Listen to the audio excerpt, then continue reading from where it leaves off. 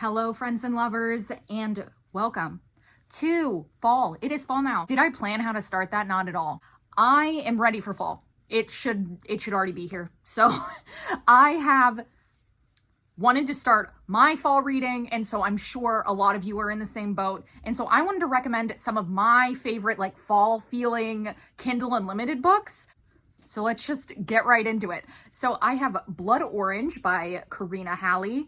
This is a paranormal romance with vampires. It's very lightly based on Dracula. Don't go in expecting the prose of Dracula. This is more fun, dark, paranormal romance romp with some student professor goodness set at a music school. Is kind of like a mystery going on while this angsty romance is happening, all while you're going to music school. That's what you want. This is a spin-off of another series, but I've never read that other series and I still really enjoyed this one and its sequel. And then my next recommendation is A Soul to Keep by Opal Rain. This is part of the Duskwalker Bride series where girls and boys end up with Duskwalkers. What's a Duskwalker? It's whatever that man is. Yeah. If you've ever wanted to feel lightly horny about Ghibli, if you didn't already, this is the series for you. In the first one, the girl is basically given as an offering to the Duskwalker because her village believes that if they don't, that there is a bad omen, curse, harbinger of death situation gonna happen from the Duskwalker. Every time he just needs a new bride, they give him one. And so they give her to him. And she enters his world, which is a very magical, alive forest that has a lot of different creatures that really feel Ghibli-esque. I felt like I could really visualize what was happening in the forest. The forest feels alive. It is almost like a character in itself. This is a fun, kind of moody read with some, monster fuckery, which is what we're all looking for. And then on the lighter side, I have a novella, and this is Blood Moon by Jillian Graves. This is one of my favorite romance novellas. I feel like romance novellas are so hard because you really want to root for a couple, but sometimes it's hard to because they're so short. But this one, I really felt the connection between the characters. This is between a 6-foot plus size witch and a mind-reading vampire. Naturally, they are rivals to lovers. They have competing businesses, and it all starts from a one-night stand. I won't tell you any more because it is a novella. So that's practically half the book.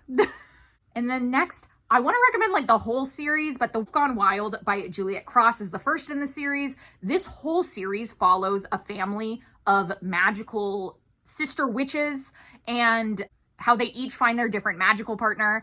And this is just a good, cozy time. They all live in this small town. They have really close family relationships. And in the first one, the hero has been cursed. So he's a wolf shifter. So he's a werewolf. And his wolf is closer to the surface. So his wolf is talking in his brain, where normally he would only feel his wolf while he's shifted. So he has basically a feral animal in his head, and that is so funny. He is so funny. So this was a really charming read to me. If you want a romance that's both cozy but action-packed.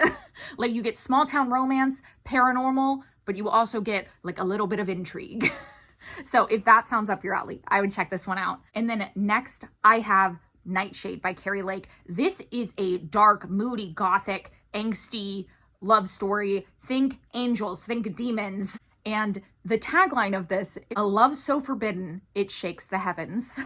So it's going to be angsty and it's going to make you cry. This is all set around kind of this gothic haunted house. The house itself also feels alive and feels like a character. The heroine in this ends up basically stumbling into a different dimension. She's in our world and then finds herself somewhere totally different that's full of, mysterious creatures and scary men, scary hot men, if you will. I have another novella series to recommend to you, and that is Creature Cafe by Cleo Evans. So this one is the first one. This is a little slice of hell, and each one of these takes place with different paranormal creatures.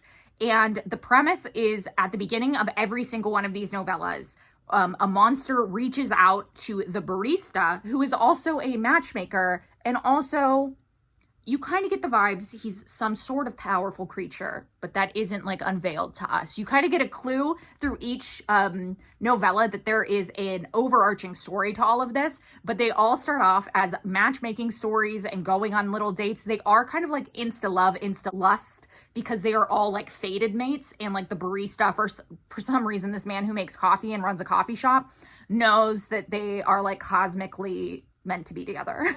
And then I have Muscles and Monsters by Ashley Bennett. This is a very, more on the cute and cozy side of things. This is a cupcake making lady who falls for a fitness bro wolf, is the biggest himbo. His name is Atlas, and I love him. This is actually a special edition of the book because it just like warmed my heart and I needed to own it.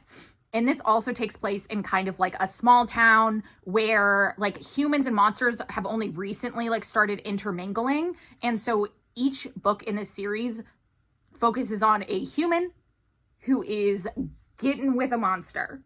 So check it out if you want to live on the lighter side of life. And then to totally pivot away from all of our paranormal and monster fuckery, I have All Roads Lead Here by Mariana Zapata for our contemporary romance lovers. This is about a girl who needs to start over her life, but she decides to start over her life in the same town that her mom went missing in. And she used to live here as well, and so she's kind of coming back into small town life while also trying to decide who she wants to be next, and also, you know, falling for a hot single dad. So if none of the other stuff appeals to you, this is such a good book. She is a thick one. This is a very slow burn. This is one of my favorite books of all time, so I think it'll be a win for a lot of people. Those were all of the recommendations that I have for Kindle Unlimited for the fall. Let me know what you have your eyes on for the fall, because I'm still compiling a list of my fall Kindle Unlimited TBR. So let me know so that maybe I can add them, because I would hate to have FOMO. Anyway, thanks for watching.